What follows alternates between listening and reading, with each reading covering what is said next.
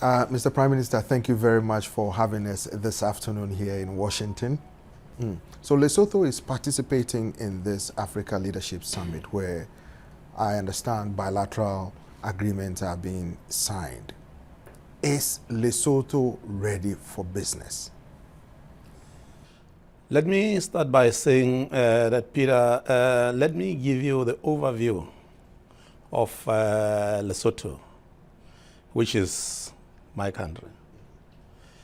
Lesotho is a democratic, sovereign, and politically and socially stable country located in Southern Africa.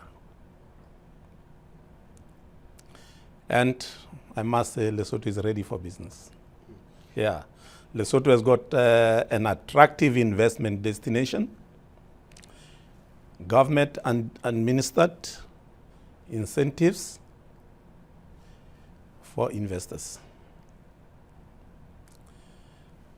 In manufacturing, infrastructure, factory shells, and so on. We got some youthful, skilled, illiterate workforce, market opportunities for investors to export from Lesotho to Southern African Customs Union, which is SACU. African free trade area as well. Now I'll tell you a little bit about AGOA. Where are the opportunities for that? Is that you can send your stuff to China, Canada, EU, Australia, New Zealand, and some preferential market across access, yeah. Tourism as well. We got the skiing mountains. You can ski, you can ride bicycles on the mountains. We got a lot of water in abundance, which we can do anything with that water. You can always, I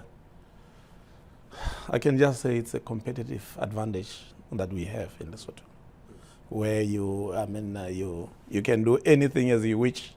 The altitude, the mountains, the water resources, which is available to anyone that would love to access that.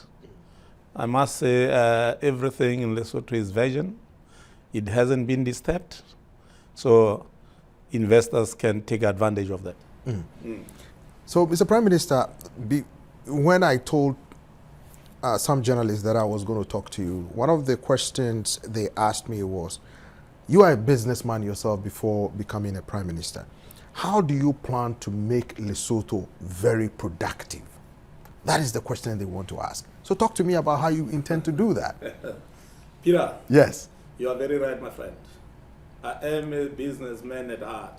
So what I want to do is, since I've now joined politics, I'm going to run Lesotho exactly as I used to run my businesses. I'm telling you, my wish is to turn Lesotho around, and it's going to happen. Yes, it's definitely going to happen. How are you going to do it? Because, you know, sometimes businesses tend to be slightly different from a government machinery where sometimes things are pulling in different direction. And no, it's quite easy. Even business is the same. You know, sometimes things are slightly different, as you say, but you pull them to the right direction, and finally it works. So what is your vision for the people of Lesotho, Mr. Prime Minister? My vision for Lesotho is to be a country that will be stable, sustain itself, because we are looking, one of our main priority is to get into production. You know, production in a way that we can be able to produce and export, but at the same time, sustaining ourselves as a nation. Yes. There are some things that you can look at. Currently, we have water in Lesotho, which we are exporting to our neighbor. We want to, currently we are exporting water to South Africa. We are in talks now with Botswana about doing the same with them as well. Yeah. Why do you think the people of Lesotho decide to choose you or choose your party as the governing party? I believe it's all because of my proven record in business. And people had already lost hope due to the past, what happened, to them.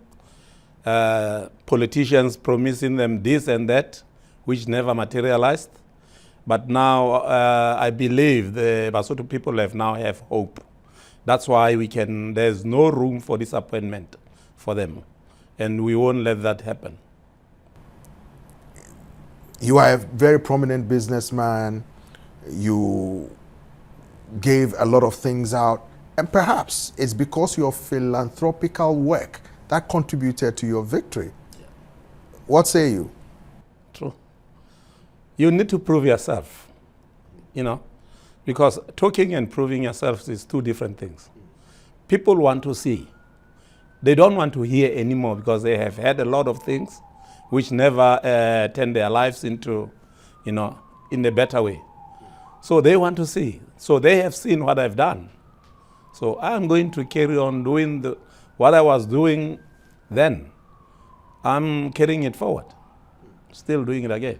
Within the first 100 days since you've come to power, what have you done and what do you plan to do before the 100 days is over? And what should be the expectations of the ordinary citizens, so to speak, to expect from your administration? What should they expect? The first 100 days, let me start by saying that our town is a dark city. My first 100 days, one of the things that I'm going to make sure is done is to light our city, which is our capital town, Maseru, and also to patch up the potholes that are all over town. And also to make sure that we have already started in agriculture, because we want to make sure that we have food security is one of our most important things in our lives. We need to secure food for our nation. We have already started engaging ourselves in planting. So we have done that, and many other small things. But those are just the three major ones. With all these that you've mentioned, all will take quite a sizable amount of money. How will you get funding? How will you fund these projects? The funding we have already secured. We have started this project that I'm mentioning because we have had some funds for it. So it's actually not even a large amount of money that were required to do that. So we are carrying on doing the same thing, and it will be done within that 100 days. It will be completed. You talked about energy. Lesotho has a lot of fresh water. How do you intend using that as a competitive advantage to generate power? When you look at renewable energy production, we are definitely going to go into hydropower just to make sure that we have enough electricity supply for us as a country.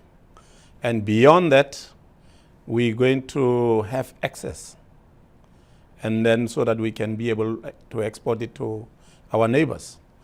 Again, we're going to take advantage of the wind energy and also the solar energy and the hydrogen. So all those are the things that we're working on. I understand you signed the MCC Compact too. What are your expectations of this agreement? What do you want to see happen? Okay, first of all, I must thank the U.S. government for the first compact that they gave to us, which went very, very, very well. Now, lately, we have signed Compact 2, which is supposed to start in the next year or so. We have just, there were some laws that they needed us to pass before finally. But as of yesterday, we got the royal assent to those 3 laws which they mentioned. And then it's a done deal now. Yeah, we have provided what what was lacking. Yeah, so that is done. No. And those laws were fighting corruption, Right. and also counter domestic violence, rights of customary widows, and the Millennium Challenge. Right. Yeah. So talk to me about the fight against corruption. How do you plan to do that? Because a lot of people of Lesotho have often accused politicians of being corrupt. Yeah. You said you want to do things differently. How are you going to fight corruption? First of all, we're going to make sure that rule of law is in place, and then also the respect for human rights, and also our labor laws, and a stable government. You know, the Lesotho have had quite a bit of a checkered history politically, with a few instances of instability. SADC has proposed and helped try to have reforms. How is this going to be carried out? And when you are done, how confident are you that the political wranglings will be a thing of the past? The previous government was working on the reforms through the help of our neighbor, also through SADC. Yes. We have taken where they left. They left before they can complete the reforms.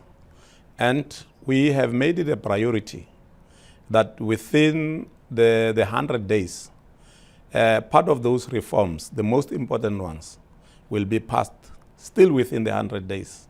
Yeah. It's our priority to make sure those reforms are being passed. One of the reforms was security, because, you know, the police have had quite a bit of a tough time with some of the politicians. At one point in time, Prime Minister had to abscond for his dear life. He was chased out of the country and all that. How do you plan to reform the security? I've called the leaders of those institutions. I've had a meeting with them where we have agreed that this is a new beginning. And we have to work together with them so that nobody will ever run out of our country again. We want to make sure that we try and depoliticize our institutions. Because the same politicians that you are referring to are the cause of this. So we're trying to make sure that that is the thing of the past. Initially, you talked about attracting foreign direct investment. You are here at the U.S. Africa Leadership Summit. There have been a lot of agreements that are being signed here and there. As a businessman yourself, how will you put, or what things are you going to put in place to attract other businesses or individuals who want to invest in Lesotho? What will you do to attract them? The first thing that you need to do is to make sure that your country is stable for investment. Because like I told you, I'm from business. I would not invest in a country that is unstable. That is the first thing. Then you need to look at rule of law and the safety of the people. And also to make sure that those foreign direct investors are secured. That is what we are going to do. Just make sure the country is very stable and there's rule of law. How do you protect their investment? Because sometimes in parts of Africa, there have been instances where investment have been seized using all kinds of means, and that sometimes the investment community will say make them a little apprehensive in coming to Africa. What would be different in Lesotho? Well, we haven't seen that in Lesotho. Lesotho has never experienced that. That is why we are saying we still have a lot of investors in Lesotho, which are still very comfortable. It's just that we need to strengthen our law enforcement just to make sure that all goes well. Look, we're not that bad. We're not that bad at all. But it's just to improve in our securities.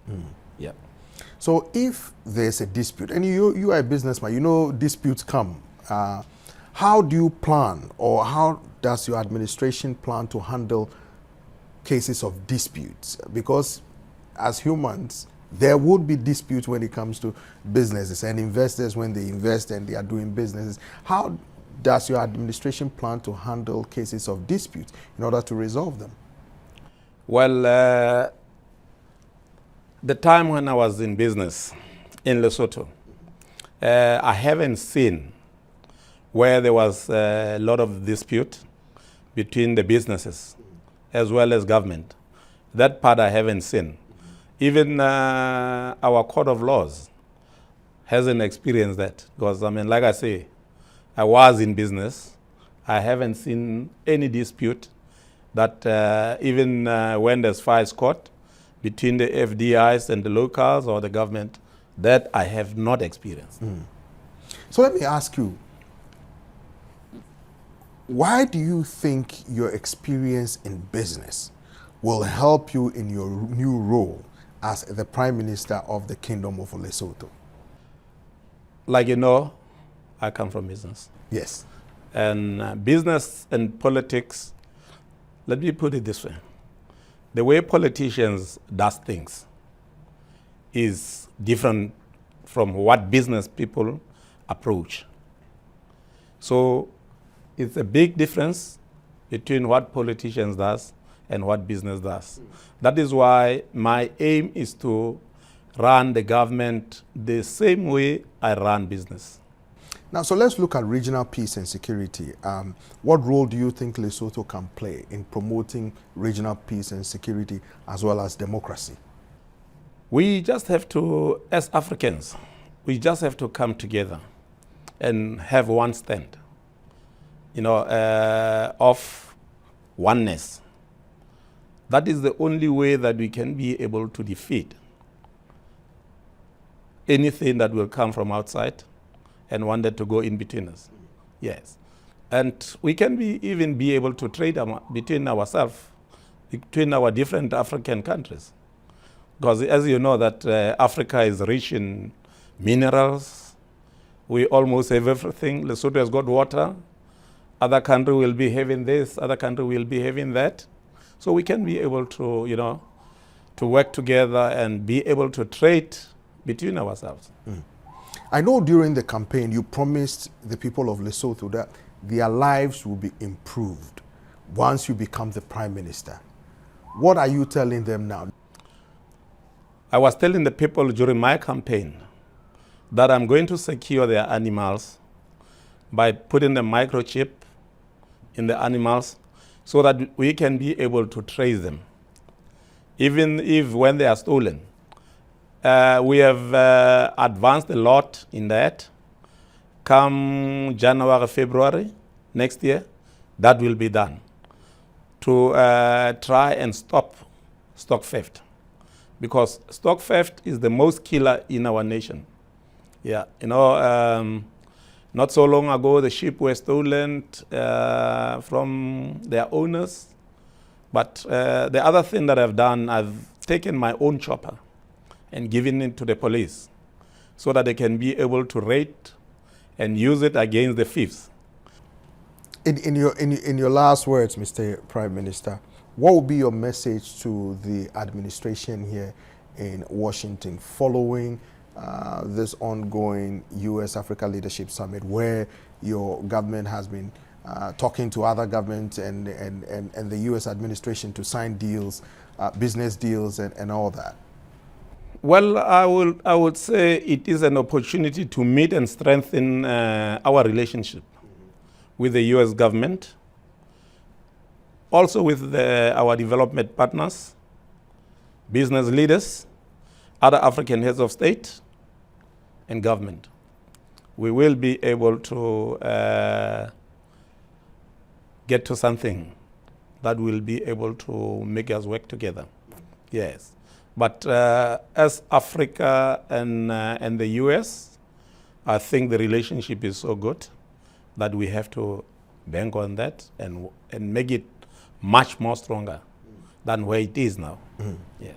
Before we go, talk to me a little bit about AGOA and what role it will play in helping businesses and as well as individuals in Lesotho. Look, AGOA has been very, very, very helpful to our country and to our nation as well, because I think that is from 1967 when AGOA started in Lesotho. There's a lot of factories that have been built, which has given to a lot of jobs to our people. And they have just been working on the factories and improving their lives, because I mean, what was happening is that they would do the stuff in the factories and export it to the U.S.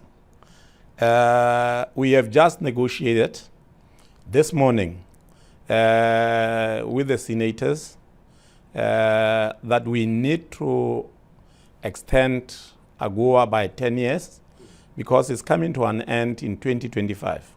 So we have already started negotiations in that part. AGOA is very, very, very important to us as a country. Yeah, what was the responses when you talked to the senators about the extension of AGOA? Very positive. Very positive, I must say. Very positive. Thank you very much, Mr. Prime Minister. Ira, thank you very much. Thank you. Okay, it was nice talking to you. Same here. Okay, thank you. All right. Thank you.